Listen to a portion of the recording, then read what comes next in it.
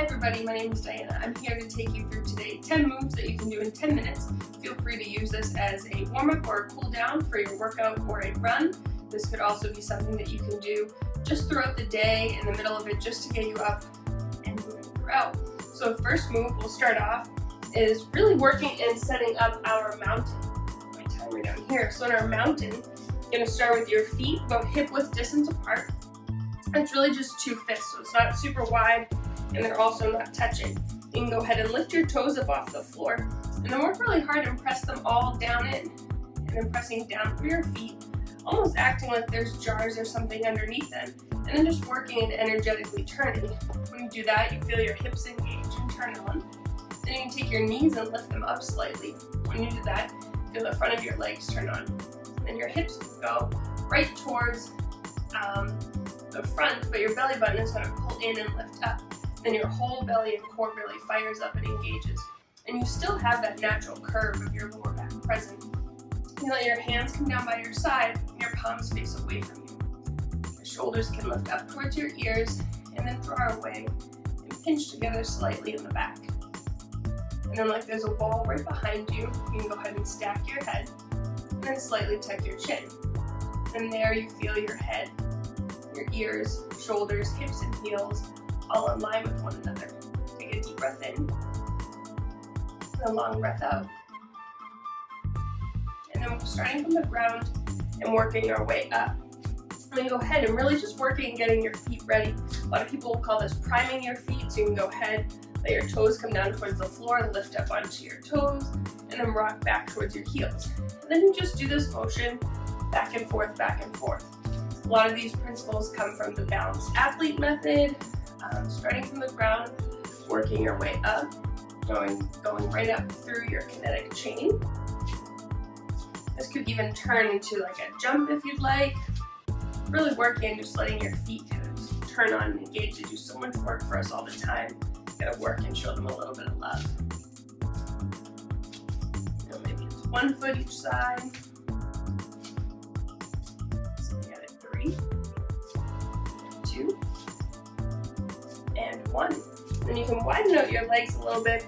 Maybe they're about shoulder width apart, a little bit wider than your hips. Then you can go ahead and bring your hands on your thighs and take a little bit of a bend. And then when you do that, you go ahead and you'll see the back of your head, your shoulders, and your hips will work and stay in line. You can do that. You can also bring your elbows down to the floor. We'll call this position downhill skier. Pressing your feet down into the mat, and go ahead and let your legs lift up. Bring them back down. And then you just start to move back and forth between those two. Hands can always stay on your thighs to do so.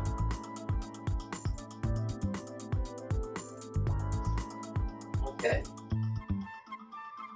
Right, you work and you get some ankle mobility there.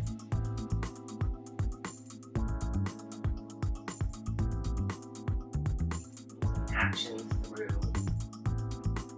backs of your legs. Good, and you got it for 3. You have 2. And 1. Next one, you move towards the back of your space, and you're just going to do plank walkout. So hand by hand, nice and slow, walk yourself out into a high plank. You hold for a second, and then let yourself come back. Your choice if you want to stay there or let your body lift back up. You'll probably only get a couple of these, especially if you're really paying attention, walking hand by hand, holding, and then coming back.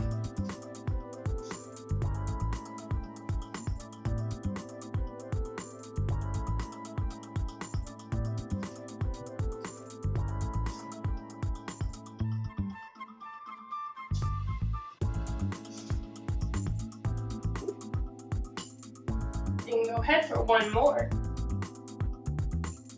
Next time you get into your high plank, hold there, fingertips spread really wide, and then let your hips lift up, downward dog.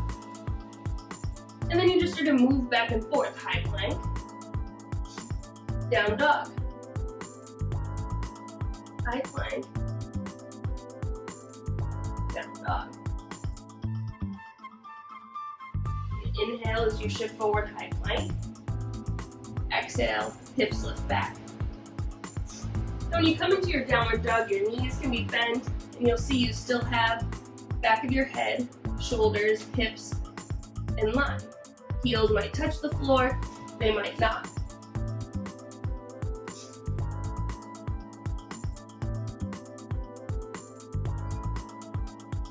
Next time you move forward in your high plank, stay. And then let your knees drop. And with your knees down on the floor, take one hand, reach it out, and then opposite leg moves back. And then you just trade and alternate. Hips working, staying level, core staying nice and engaged. A lot of really great spinal mobility.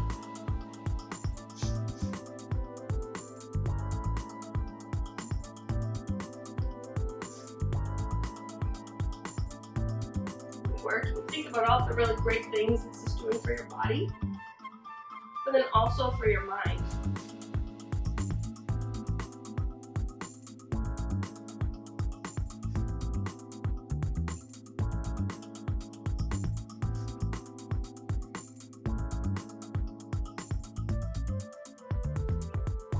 Have it for 3, 2, and 1.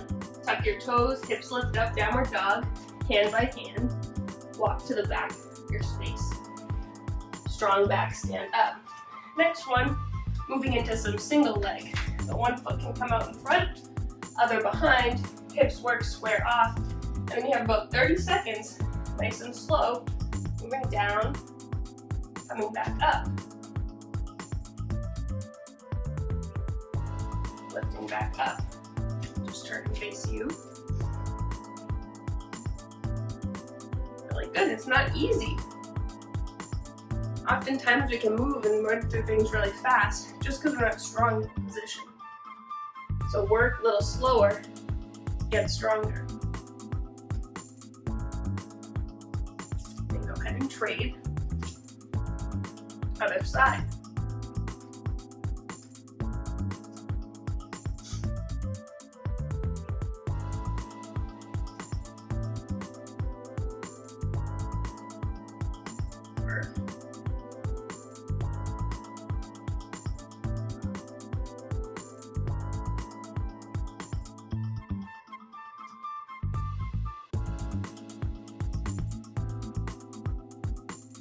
Got it. 3, 2, and release.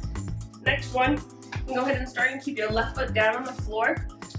Right leg can come back behind you. Foot can stay there like a kickstand to start. Then go ahead, let your chest come down. Lift back up. That's fine. You can go ahead and maybe bring one leg. If you had something around like a broomstick, even just like side of a chair or a wall, you might use that. And paying lots of attention that your right hip isn't lifting up. Arm might still lift up a little bit. We're all working.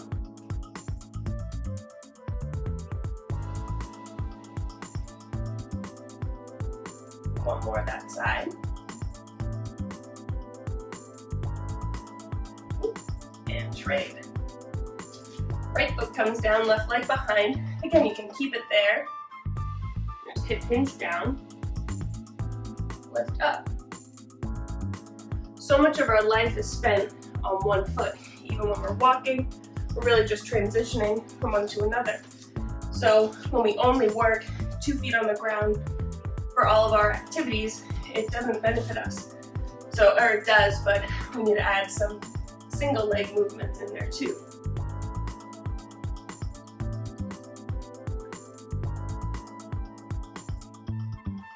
Good. And could you get one more? Like, yes, no problem. Lift yourself back up. Feet come right underneath your hips, and now like working with your arms. Letting your arms go out in front of you, go ahead and reach like you're gonna give something to somebody, and then pull your shoulder blades back. And then let your arms come up over your head. Back down. Reach like you're gonna give something, take it back, up overhead. Then you just work back and forth. Shoulder blades, they integrate in and they come up. And once you feel your shoulder blades start to hike up, that's your stopping point. So you might be right here, and then you're just working this motion. Also come up. Really good. Reach. Lift up. Hold up the top. Shoulder blades drop.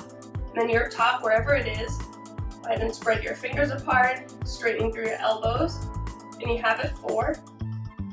Really good. 3, 2, and release. And letting your legs spread out a bit, and then just moving side to side. And this, I believe, yeah, final movement, moving side to side. It's been similar to only training one leg. Once we leave the sport world, it's so rare that we're training in this lateral position. So it's really good to keep in lateral movements through your training. So if we hold, maybe lift up, onto the side, work and lift up. Then you could always trade sides. Remember, move slow, get strong. Good. You have it 4, 3, 2, and 1. Bring your hands down towards the floor. Let your hips lift up. Take a deep inhale. Steady exhale. Deep breath inhale, arms reach up. Exhale, hands center chest. Good job. Get back to work. Go crush your workout. Whatever you're doing, nice work.